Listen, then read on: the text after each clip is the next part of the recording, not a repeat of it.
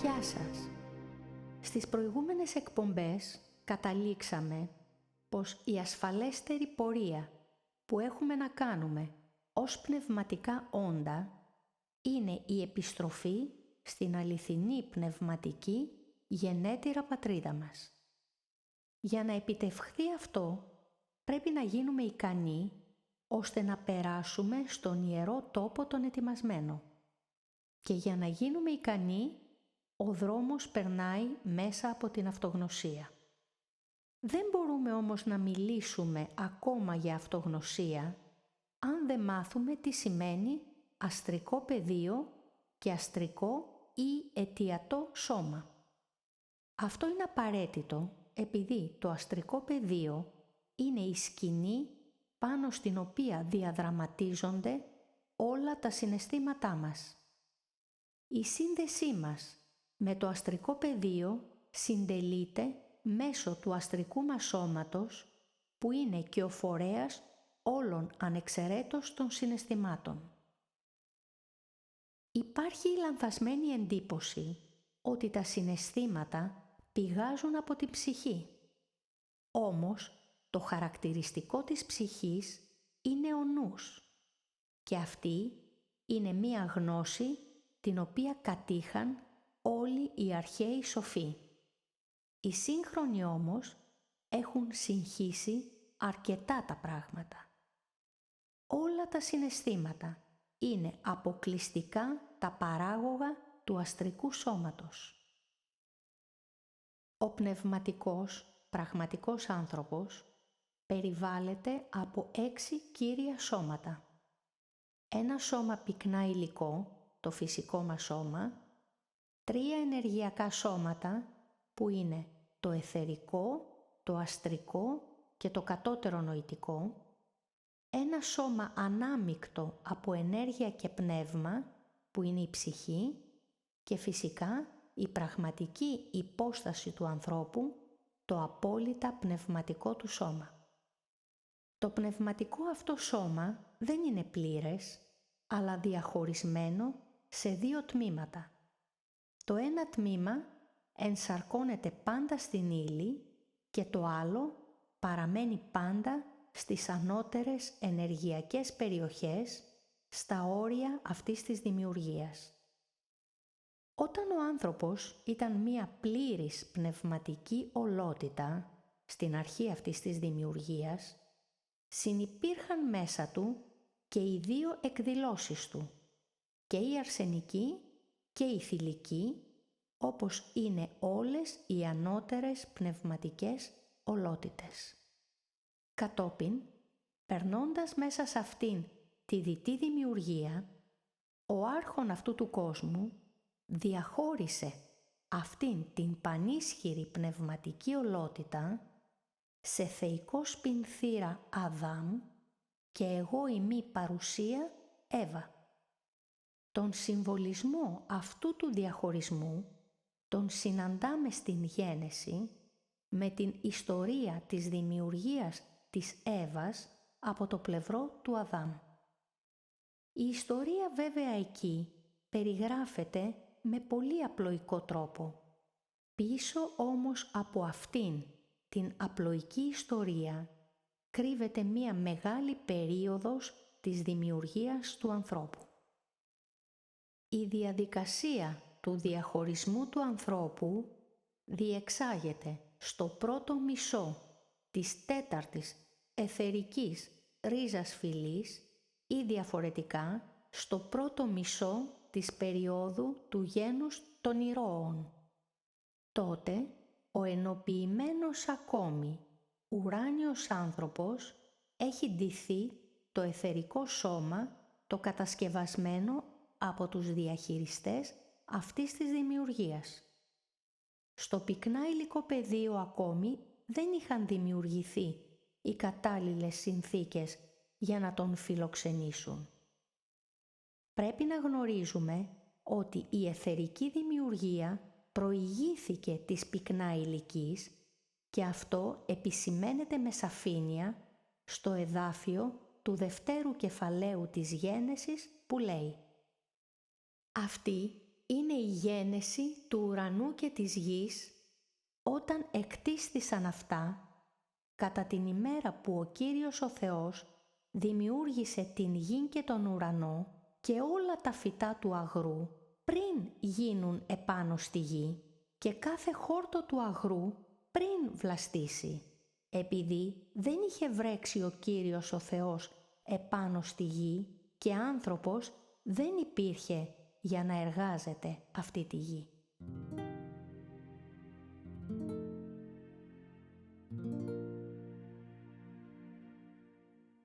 Βρισκόμαστε λοιπόν σε μία αιθερική περίοδο της δημιουργίας όταν ο διαχωρισμός του πνευματικού ανθρώπου συντελείται. Επίσης, υπάρχουν αρκετά μεταφυσικά αλλά και μυθολογικά στοιχεία που μας επιβεβαιώνουν αυτή την περίοδο. Όμως αυτά είναι αδύνατον να αναλυθούν στη διάρκεια αυτών των εκπομπών επειδή αφορούν πολύ σύνθετες διαδικασίες στο σχηματισμό και την δημιουργία των σωμάτων του ανθρώπου, που προκειμένου να γίνουν κατανοητές, απαιτείται βαθιά μελέτη και στοχασμός του θέματος, που επιτυγχάνεται μόνο με την ανάγνωση του βιβλίου. Σε ένα από τα κείμενα του Νακ Χαμαντί, που ονομάζεται «Αποκάλυψη του Αδάμ», εμφανίζεται ο Αδάμ να περιγράφει αυτόν τον διαχωρισμό του ανθρώπου που αναφέρεται στην αιθερική περίοδο της τέταρτης ρίζας φυλής, όταν ο πνευματικός άνθρωπος είχε ντυθεί το αιθερικό σώμα. Το κείμενο λέει: «Όταν ο Θεός με έπλασε από το χώμα της γης μαζί με την Εύα, όταν δηλαδή ο Θεός έπλασε το αιθερικό σώμα το οποίο περιέβαλε μαζί και τις δύο φύσεις του ανθρώπου, βιώναμε μία δόξα την οποία είχαμε αντικρίσει μέσα στον αιώνα από τον οποίο είχαμε προέλθει και μοιάζαμε με τους μεγάλους αγγέλους, διότι ήμασταν ανώτεροι του Θεού και των δυνάμεών Του που δεν γνωρίζαμε. Ύστερα ο Θεός, ο Κύριος των δυνάμεων, μας διαχώρισε εξοργισμένος».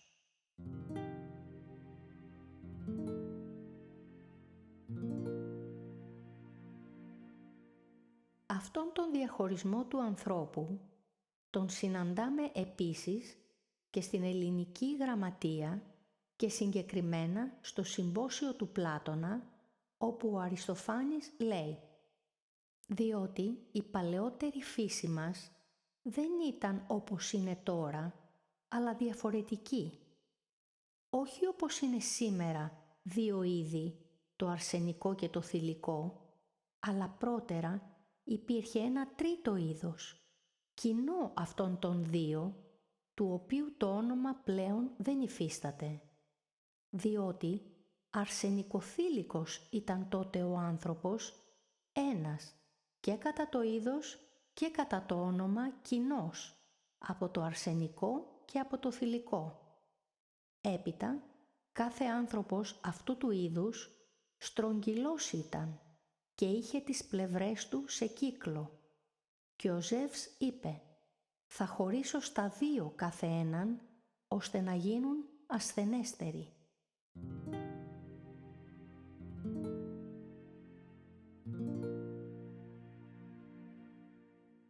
Έτσι, διαχωρίστηκε ο πνευματικός ουράνιος άνθρωπος σε Αδάμ, θεϊκό σπινθήρα, και Εύα, εγώ ημί παρουσία.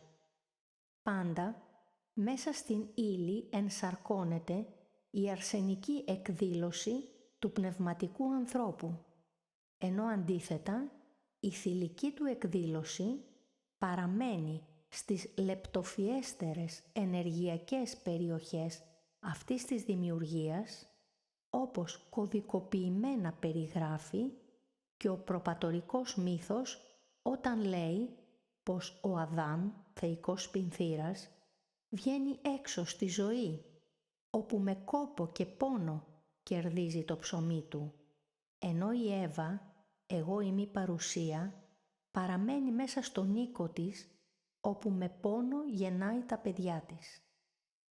Η πνευματική ερμηνεία αυτού του αποσπάσματος είναι η γέννηση της αλήθειας από τον ανώτερο εαυτό που παραχωρείται ως επίγνωση στον άνθρωπο όταν ο ιερός γάμος της εγώ ημί παρουσίας με τον θεϊκό σπινθήρα συντελεστεί μετά την ολοκλήρωση της τρίτης φάσης της αυτογνωσίας.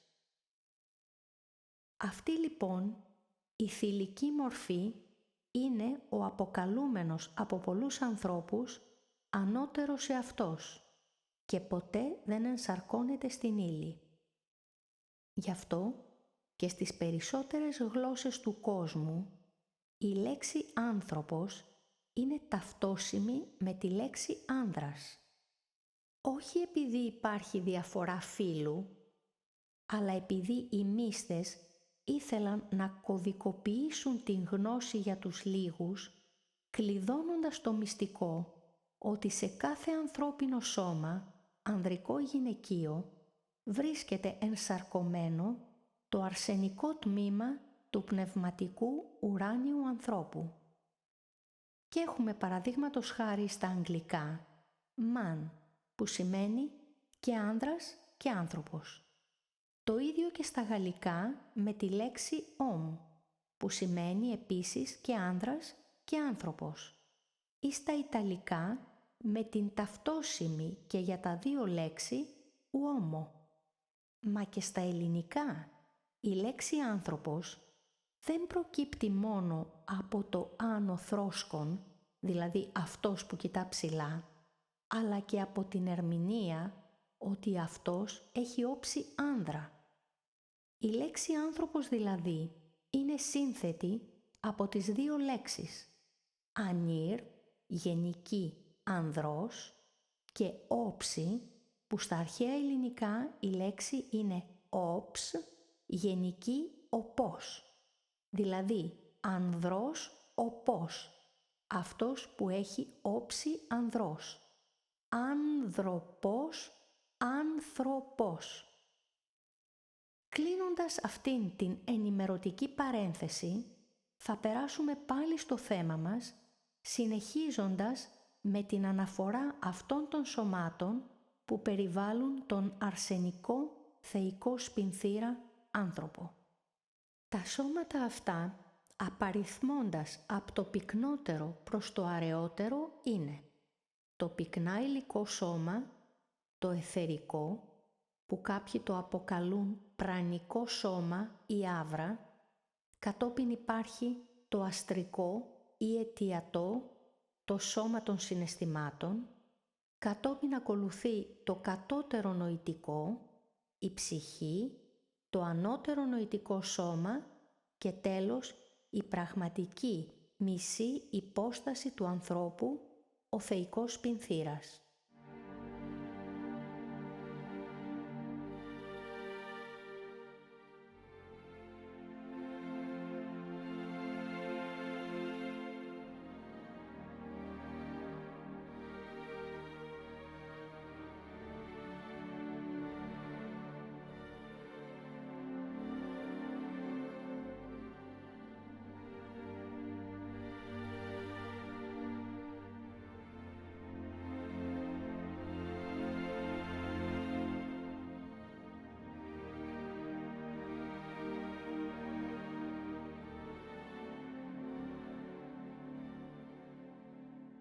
Το αστρικό σώμα λοιπόν είναι το σώμα των συναισθημάτων, του εγώ και του βούλομαι.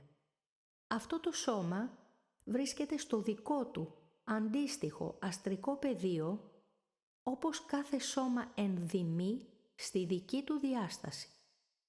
Έτσι, το φυσικό σώμα βρίσκεται στο υλικό πεδίο, το αιθερικό σώμα βρίσκεται στο αιθερικό πεδίο και το αστρικό σώμα βρίσκεται στο αστρικό πεδίο. Το αστρικό πεδίο είναι μια τεράστια ενεργειακή περιοχή η οποία χωρίζεται στο ανώτερο και στο κατώτερο αστρικό. Εξαιτίας αυτού του πεδίου, ολόκληρη αυτή η δημιουργία πληρώνει ένα πολύ μεγάλο και βαρύ τίμημα που οφείλεται στις σκεπτομορφές που δημιούργησαν οι ηλικοί άνθρωποι και σχημάτισαν μία τεράστια δυναστεία φθοροποιών οντοτήτων, οι οποίες επιζητούν διαρκώς νέα τροφοδοσία αντίστοιχων συναισθημάτων ώστε να διευρύνονται.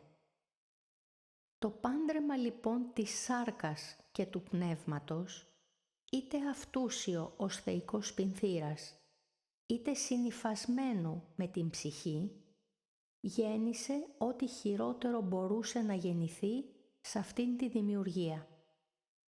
Αυτό φαίνεται καθαρά και στο απόσπασμα από το απόκριφο βιβλίο του Ενόχ που περιγράφει την δημιουργία των γιγάντων Νεφελίμ.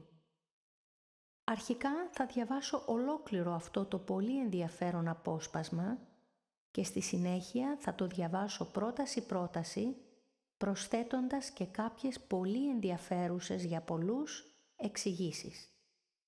Το κείμενο λέει: «Και τώρα οι γίγαντες, οι γεννηθέντες εκ της συναφίας του πνεύματος και της σαρκός, θα αποκληθούν επί της γης κακά πνεύματα και η κατοικία των θα είναι επί της γης. Θα γεννήσουν με τη σειράν των πονηρά πνεύματα και θα αποκληθούν πνεύματα του κακού. Τα πνεύματα των γιγάντων Νεφελίμ, τα οποία φέρουν εις την γην όλων των ειδών τας μάστιγας, την χολέραν, τον πόλεμον, την σιτοδίαν και την θλίψην, δεν θα τρώγουν και δεν θα πίνουν, αόρατα εις τα βλέμματα, και θα αγανακτούν ακόμη κατά των ανδρών και των γυναικών, διότι έλαβον εξ αυτών την ζωήν εις ημέρας καταστροφής και σφαγής».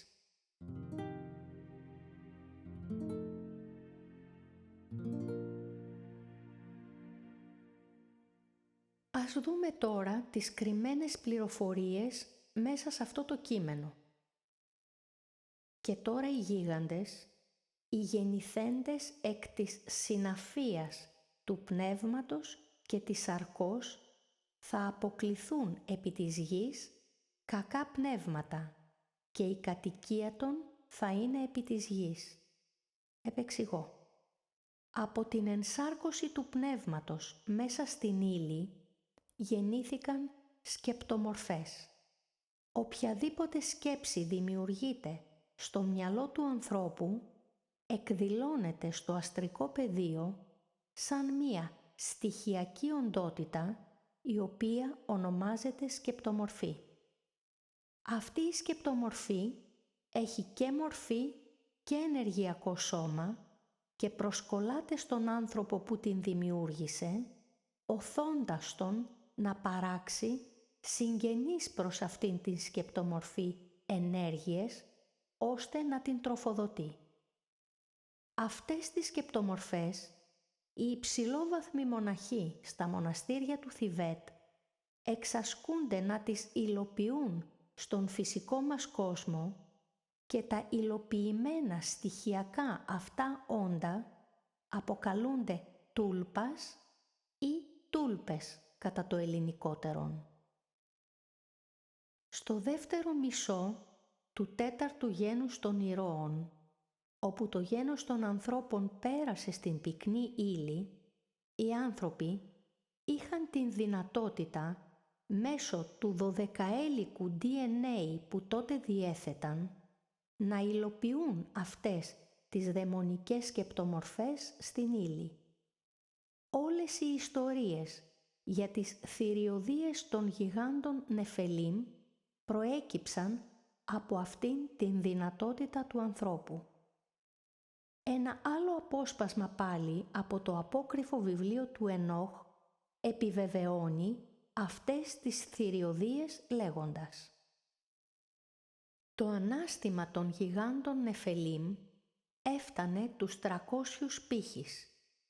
Κατεβρόχθιζον πάνω ότι η εργασία των ανθρώπων ή δύνατο να παράγει και ή το αδύνατον να τους διαθρέψουν. Τότε οι γίγαντες εστράφησαν εναντίον και αυτών των ανθρώπων δια να τους φάγουν και ήρχισαν να επιτίθενται κατά των πτηνών, των ζώων, των ερπετών και των ιχθύων, δια να χορτάσουν με τα σάρκαστον και να ξεδιψάσουν με το αίματον. Και τότε η γη υπέστη από τους κακούς πολλάς δοκιμασίας. Επεξηγώ.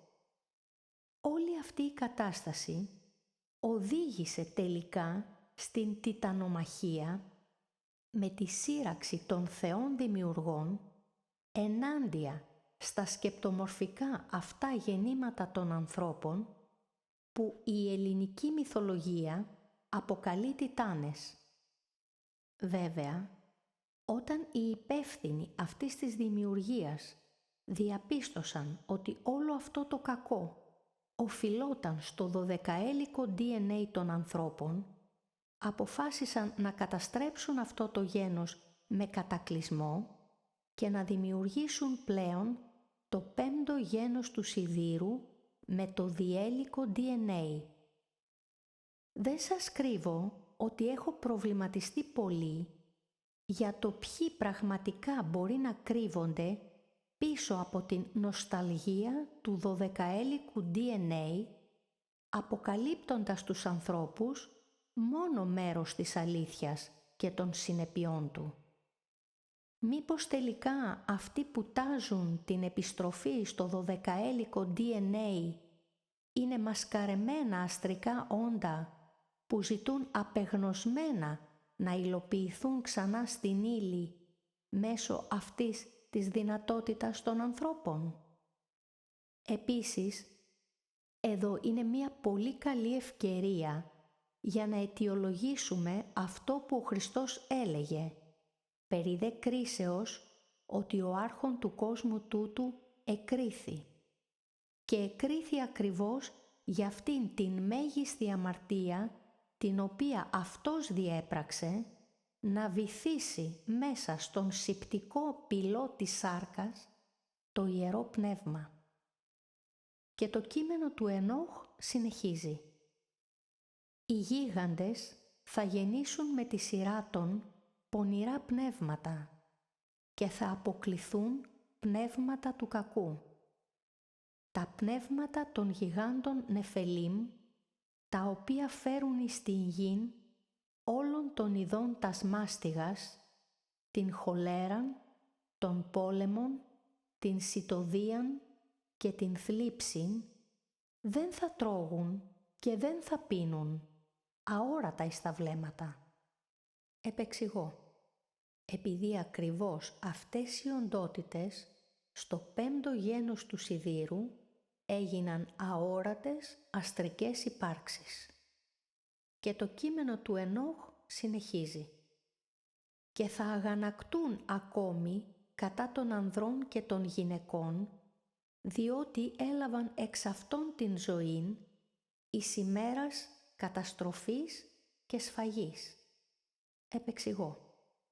Αυτή η τελευταία πρόταση δηλώνει ξεκάθαρα ότι αυτά τα όντα γεννιόνται από την σωρία των αρνητικών συναισθημάτων τα οποία κατακλείζουν τον άνθρωπο σε συνθήκες καταστροφής και σφαγής.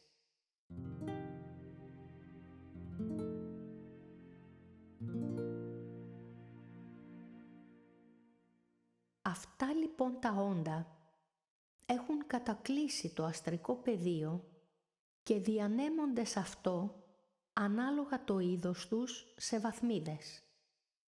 Οι χαμηλότερες βαθμίδες φιλοξενούν τα κατώτερα σκοτεινά αστρικά όντα και οι υψηλότερες τα θετικότερα. Σε αυτό λοιπόν το πεδίο βρίσκονται από τις πιο αρρωστημένες και διεστραμμένες σκεπτομορφές των ανθρώπων που πέρασαν μέσα σε όλο το χρόνο μέχρι τις πιο χαρούμενες και φωτεινές.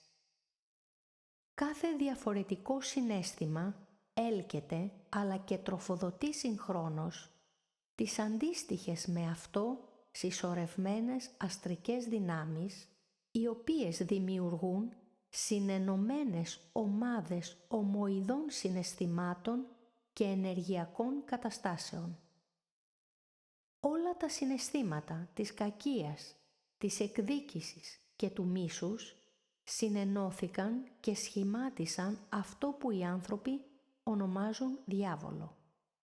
Αντίθετα, όσο τα συναισθήματα τείνουν προς τη θετικότητα, συντάσσονται στις ανώτερες αστρικές βαθμίδες του αστρικού πεδίου, δημιουργώντας τα αντίστοιχα θετικά σύνολα, με τους αγγέλους της παινίας να κινούνται ανάμεσα σε αυτά. Όμως όλες αυτές οι δήθεν θετικές σκεπτομορφικές δυνάμεις απέχουν πολύ από το να θεωρηθούν πραγματικά θετικές και αγαθές, επειδή γεννημένες από τον πυλό της πυκνής σηπτικής ύλης χάνουν κάθε δυνατότητα καθαρότητας. Ας δούμε το γιατί. Οι άνθρωποι τροφοδοτούνται με ενέργεια. Απορροφούν ενέργεια όχι μόνο ο ένας από τον άλλον, αλλά και από τα γεγονότα που συμβαίνουν στη ζωή τους. Καθώς αυτή η ενέργεια τους τροφοδοτεί, βυθίζεται μέσα στην πυκνή ύλη της σάρκας, όπου και χρωματίζεται αλλά και μολύνεται από τον πυλό της ύλης.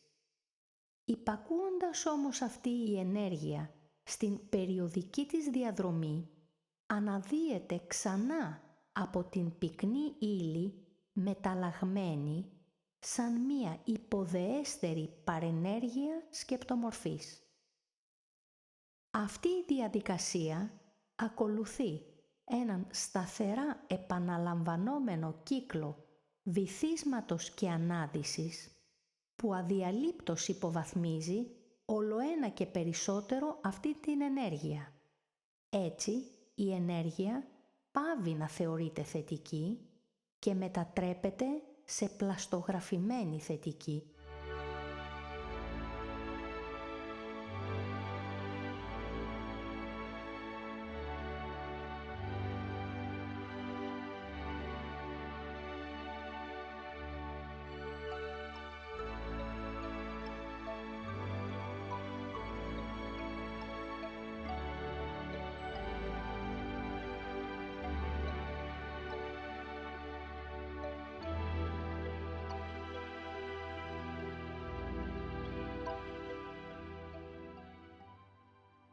Από εκείνη την αστρική περιοχή, όλες αυτές οι δυνάμεις ελέγχουν το γένος των ανθρώπων, απαιτώντας την ενεργειακή τους τροφοδοσία και προκαλώντας τους ανθρώπους να παράξουν τα συναφή με αυτές συναισθήματα.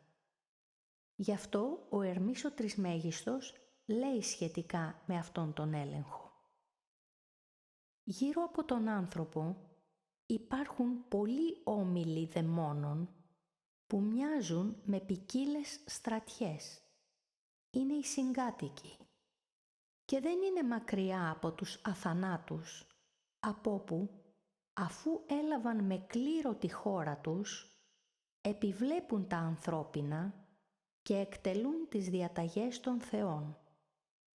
Όλοι αυτοί οι δαίμονες έχουν λάβει με κλήρο την εξουσία των υποθέσεων της γης και των ταραχών επάνω σε αυτήν και προκαλούν κάθε είδος ανησυχία και στις κοινωνικές ομάδες και στις πόλεις και στα έθνη και στα άτομα χωριστά, γιατί μετασχηματίζουν τις ψυχές μας και κυριαρχούν σε αυτές καθώς έχουν εγκατασταθεί μέσα στα νεύρα, στους μυελούς των οστών, στις φλέβες, στις αρτηρίες και σε αυτόν ακόμη τον εγκέφαλό μας, φτάνοντας μέχρι και αυτά ακόμη τα σπλάχνα μας.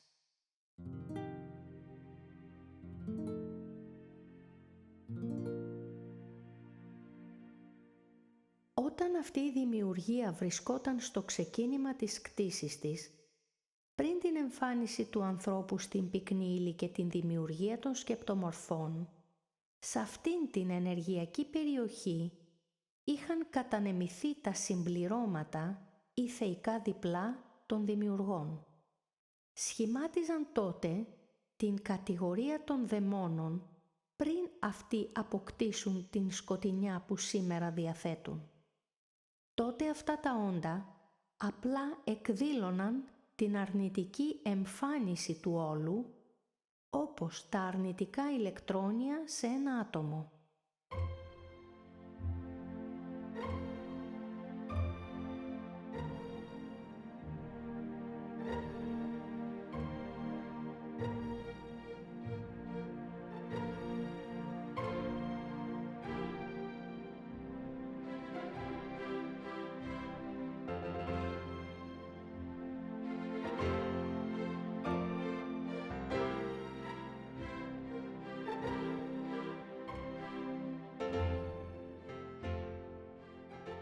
Η ακριβής περιγραφή του αστρικού πεδίου εξαρτάται από την οπτική που βρίσκεται ο θεατής. Δηλαδή, αν ο θεατής είναι ένας υλικός άνθρωπος με το φυσικό του σώμα, τότε ο υλικός του εγκέφαλος, που έχει την δυνατότητα να αποκωδικοποιεί τις ενεργειακές ταλαντώσεις, εκλαμβάνει αυτές τις οντότητες με συγκεκριμένη μορφή. Αυτή είναι μία αντίστοιχη κατάσταση με τα όνειρα. Τις περισσότερες φορές ο άνθρωπος ονειρεύεται μεταβαίνοντας στο αστρικό πεδίο. Εκεί, ενώ στην πραγματικότητα εισπράττει δυναμικά ενέργειας, ο φυσικός του εγκέφαλος αυτά τα δυναμικά τα μεταφράζει σε εικόνες. Γι' αυτό τα όνειρα δεν είναι ακριβώς αυτό που δείχνουν, αλλά πάντα συμβολίζουν κάτι που χρειάζεται ερμηνεία. Αντίθετα συμβαίνει όταν το όνειρο προέρχεται από το αιθερικό πεδίο, όπου τότε ο άνθρωπος το βλέπει όπως ακριβώς είναι, και αυτά είναι τα λεγόμενα προφητικά όνειρα, επειδή στο αιθερικό πεδίο τα γεγονότα προσυμβαίνουν πριν εκδηλωθούν στην ύλη. Όμως, επειδή το θέμα μας δεν είναι τα όνειρα, δεν θα επεκταθούμε άλλο σε αυτό. Όταν όμως μία ψυχή μετά το θάνατο του υλικού σώματος βρεθεί στο αστρικό πεδίο περιβεβλημένη με το αστρικό της σώμα και φυσικά χωρίς τον αποκωδικοποιητή εγκέφαλο, τότε το αστρικό πεδίο είναι ένας ωκεανός ενέργειας που οι αστρικές δυνάμεις ορμάνε πάνω σε αυτήν την ψυχή σαν μανιασμένα κύματα, καθώς προσπαθούν να ξεκολλήσουν κάθε παρεμφερές με αυτές ενεργειακό δυναμικό που βιώθηκε ως συναισθηματική κατάσταση στη διάρκεια της ζωής της εν λόγω ψυχής και βρίσκεται αποθηκευμένη στο αστρικό της σώμα. Αυτή είναι η κόλαση που βιώνει κάθε ανθρώπινη ψυχή, όσο καλή και αν υπήρξε στη ζωή της. Επειδή σε αυτήν την αρπαγή ενέργειας δεν προβαίνουν μόνο οι αρνητικές δυνάμεις, αλλά και οι θετικές αυτής της δημιουργίας. Ας μην ξεχνάμε ότι προσφορά ενέργειας απαιτούσαν και όλοι οι θεοί του Μάτριξ μέσω των θυσιών. Γι' αυτό το Ευαγγέλιο του Φιλίππου λέει: «Είμαστε ή αυτού του κόσμου, είτε έχουμε αναστηθεί, είτε ακόμη βρισκόμαστε στους ενδιάμεσους κόσμους, δηλαδή στο αστρικό πεδίο. Ήθε να μην βρίσκομαι εκεί. Σε τούτο τον κόσμο υπάρχει το καλό και υπάρχει και το κακό. Αυτό που είναι καλό δεν είναι μονάχα καλό. Αυτό που είναι κακό δεν είναι μονάχα κακό. Αλλά πέρα από τον εν λόγω κόσμο υπάρχει κάτι πραγματικά κακό. Είναι ο ενδιάμεσος κόσμος των νεκρών».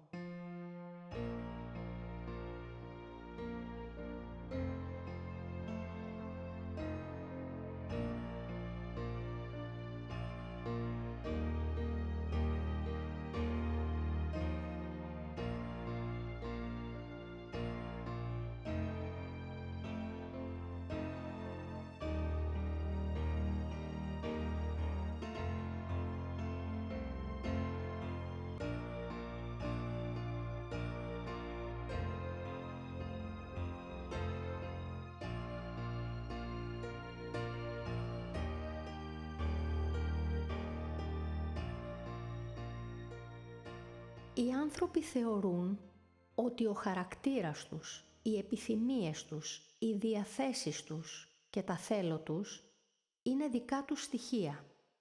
Όμως, αν μπορούσαν να δουν την δραστηριότητα αυτών των αστρικών οντοτήτων, θα διαπίστωναν ότι οι άνθρωποι είναι απλώς μαριονέτες στα χέρια αυτών των υπάρξεων, οι οποίες έχουν τον απόλυτο έλεγχο της συμπεριφοράς των ανθρώπων. Έτσι, θα ανακάλυπταν ότι η ζήλια, ο θυμός, το μίσος, η περιέργεια, η τεμπελιά, η φιλαρέσκεια, η βουλημία και όλα τα συναισθήματα που διαμορφώνουν το χαρακτήρα του ανθρώπου είναι αστρικά ενεργειακά όντα που χρησιμοποιούν τον άνθρωπο μέσω αυτών των εκδηλώσεων που ο άνθρωπος θεωρεί φυσικές για να απορροφούν την ενέργειά τους. Και όπως ο βοσκός ταΐζει τα ζώα του, έτσι και εκείνες οι οντότητες ταΐζουν με αποφάγια ενέργειας τα ανθρώπινα όντα. Γι' αυτό, στη Θιβετιανή βίβλο των νεκρών, όλες αυτές οι συναισθηματικές καταστάσεις ενός ανθρώπου που πεθαίνει, η θλίψη, η οργή, ο φόβος, ο θυμός κλπ. Απεικονίζονται με τη μορφή θεοτήτων και δαιμόνων που ο νεκρός συναντά στον άλλο κόσμο. Όλες αυτές οι δυνάμεις έχουν ένα αξιοζήλευτο ταλέντο. Μασκαρεύονται. Η μασκαράτα είναι για αυτές η ωραιότερη δραστηριότητα, υιοθετώντας οποιονδήποτε ρόλο και προσωπικότητα. Έτσι, προσεγγίζουν ευαίσθητους ανθρώπους που τους μεταβάλλουν σε διάμεσα, δηλαδή medium, και μέσω αυτών διαδίδουν τις λανθασμένες πληροφορίες τους με σκοπό την παραπλάνηση των ανθρώπων για το δικό τους όφελος. Τότε συστήνονται άλλοτε ως θεοί, άλλοτε ως προφήτες, άλλοτε ως άγιοι, άλλοτε ως νεκροί συγγενείς και άλλοτε ως λοιπές διάσημες προσωπικότητες και περιπέζουν τους ανθρώπους. Γι' αυτό είναι εντελώς αδύνατον ένας άνθρωπος που δεν έχει απαλλαγεί από τον έλεγχο αυτών των οντοτήτων να έρθει σε επαφή με τον πραγματικό του ανώτερο εαυτό. Επειδή τις περισσότερες φορές που ο εγωισμός του ανθρώπου τον κάνει να πιστεύει πως ήρθε σε επικοινωνία με τον ανώτερό του εαυτό, υπάρχει μια αστρική ύπαρξη που μασκαρεμένη του δημιουργεί αυτήν την λανθασμένη εντύπωση. Η αυτογνωσία λοιπόν και ο έλεγχος της χαμηλής φύσης του ανθρώπου στόχο έχουν να τον εκπαιδεύσουν ώστε να μπορεί να αντιθασεύει αυτές τις οντότητες. Μόνο όταν αυτό επιτευχθεί θα έχει τη δυνατότητα ο άνθρωπος να ξεκινήσει τη διαδικασία της ένωσης με τον ανώτερό του εαυτό. Ο δρόμος της αυτογνωσίας είναι πολύ μακρύς και χωρίζεται σε 3 φάσεις που θα αναλύσουμε στην επόμενη εκπομπή μας. Καλό σας βράδυ.